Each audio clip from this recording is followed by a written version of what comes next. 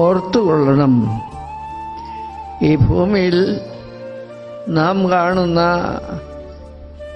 വളർച്ചയും താഴ്ചയും മാറ്റങ്ങളെല്ലാം ദൈവമക്കളെ സംബന്ധിച്ചിടത്തോളം ഇത് ഏറെ കണ്ട് അനുഭവിച്ചു വരുന്ന കൂട്ടത്തിലാണ്. എന്നാൽ ഒരു കാര്യം ഓർക്കണം, നമ്മുടെ കർത്താവും രക്ഷിതാവുമായ യേശുക്രിസ്തു പ്രവർത്തിച്ച് അത് മുഖാന്തരം പരിശുദ്ധാത്മാവ് ഇറങ്ങി വന്ന് അനേകരുടെ ഹൃദയങ്ങളെ ഭേദപ്പെടുത്തി എന്ന് പറഞ്ഞാൽ ആയിരിക്കേണ്ട വിധം നമുക്കാർക്കും അറിയില്ല. നമ്മുടെ ആരുടെയും കണക്കും ശരിയല്ല.